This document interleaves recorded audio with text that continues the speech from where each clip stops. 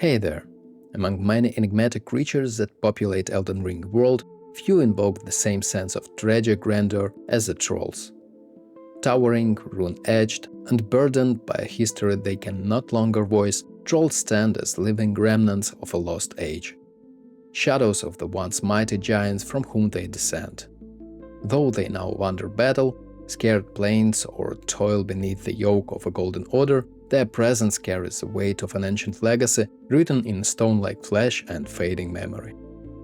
In Elden Ring, trolls are closely associated with the fire giants, but they are not the same race. Several item descriptions establish that trolls are smaller descendants or offshoots of the ancient giants, a race whose lineage once shared cultural and possibly religious elements with the giants, a people who bear runes or glyph-like carvings on their bodies possibly inherited from the giant tradition. For example, the Troll Knights sword states that trolls were armored and armed for war by the Golden Order long ago. However, the carvings on their bodies existed before that service, implying older traditions. Many trolls have ornate carvings across their torsos, arms and backs. These are not described as scars or torture, but as ritual inscriptions, likely inherited from the giant cultural sphere. They mirror the runes seen on giant constructs and weapons, implying that trolls were actually a race with a spiritual or magical tradition, possibly marked by their own priests or seers and considered living vessels of power or symbolism. We may interpret these runes as controls or seals enforced by the Golden Order, but no in-game text confirms this. The more likely interpretation is that trolls carry ancestral carvings tied to their identity. To understand the troll's place, it helps to consider the major historical epochs. First is the pre-Golden Order era. Before the Earth Tree, giants battled dragons and wielded primal fire. Trolls likely lived on the periphery of these conflicts. They shared symbolic similarities with giants, yet seemed a smaller, less war-focused people, possibly used as laborers, wanderers, or minor soldiers, not the great warriors that the fire giants became. Second important timeline is the rise of the Golden Order, and this is where the history of trolls becomes clearer. According to weapon descriptions such as Troll's Golden Sword, trolls were recruited or conspirated into the Golden Order's armies. They were given great swords of gold, a symbol of their forced oath. This implies that trolls were made allies or subordinates of the Earth Tree forces. They participated in battles against the fire giants, and eventually fought in numerous territorial conflicts as shown by their deployment across the lands between. And finally, the third decline and abandonment timeline, current one. When trolls are encountered in the present time of Elden Ring, many are wandering aimlessly. Others are enslaved and forced to pull wagons. Some act as guardians of old battlefields long after their commander have fallen. A few in Liurnia or Eltus display hints of lingering loyalty or a sense of a duty. So trolls may be considered as a people used and discarded by history. While trolls do not speak or write in the game, FromSoftware's environmental narrative gives a sense of who they were – a melancholic, dutiful people. Despite their size and violence in combat, trolls appear to be stoic, rarely displaying aggression unless provoked, sleepy or weary, with many found resting or sitting. They are patient, sometimes standing guard over long-abandoned sites. Their behavior suggests a cultural emphasis on duty, perhaps a remnant of their conscription into the Golden Order or a more ancient tradition carried over their giant kin origins. A particularly notable detail is that some trolls do not immediately attack the tarnished, unless approached aggressively.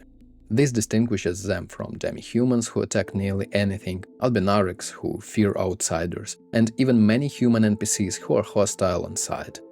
Trolls may interpret the world in simple but not malicious ways, reacting only when threatened or commanded. While not truly allies, but trolls served under the Golden Order as a part of its military structure.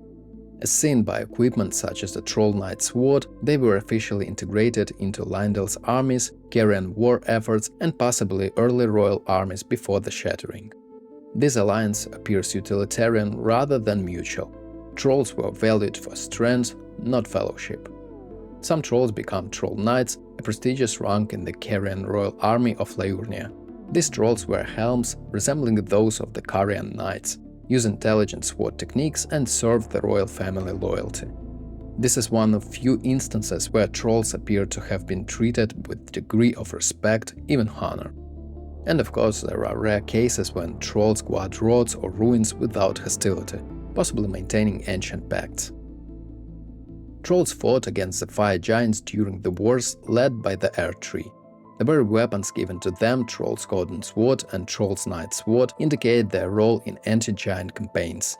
During the Shattering and its aftermath, trolls found themselves battling against tarnished mercenaries, enemy knight orders, demi-humans in certain regions, and possibly even rival troll clans, though this is less explicit.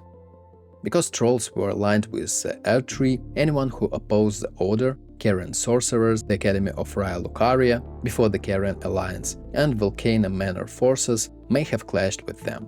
Unfortunately for the trolls, tarnished players often become their most common enemies, due to their placement in caravans, war remnants, bridges and choke points. They can also be found in legacy dungeon approaches. Their hostility towards the tarnished seems less ideological and more situational. Trolls serve three narrative functions in Lands Between. The first one is remnants of past wars. Trolls physically embody the forgotten conflicts that shaped the Lands Between. Their presence in battlefields, camps and ruins ties them to the Fire Giant War, the Cuckoo Knight sieges, the Leurnian-Carian resistance, and the Golden Order's military expansions. The second one is symbols of subjugation. Many trolls are chained or yoked to wagons. This reflects the Golden Order's willingness to use them and exploit other races, especially after the Fire Giants were nearly eradicated. And the last but not least is the echoes of a lost culture. The carvings on their bodies and their quiet demeanor speak of a people who once had meaning and identity, now overwritten by centuries of conscription and servitude. So, trolls in Elden Ring are not merely large enemies. They represent one of the game's recurring themes, the exploitation and decay of ancient people. Originating as cousins or descendants of the giants, trolls were drawn into the wars of the Golden Order and used as a frontline soldiers, gods and beasts of burden. Some found dignity, like the Troll Knights or Caria, others became enslaved laborers with no purpose beyond pulling vast caravans. Their enemies reflect their forced allegiances, fire giants during the Old Wars and anyone who threatened the Golden Order afterward. Their allies were more circumstantial than affectionate, with only a few fractions treating them as honorable warriors. Ultimately, trolls are a quiet, tragic race, one whose carved bodies and beautiful actions hint at a forgotten past and a culture lost beneath the weight of the servitude and time. If you enjoyed this lore dive, hit that like button, sub if you didn't yet, and stay sharp out there, Tarnished.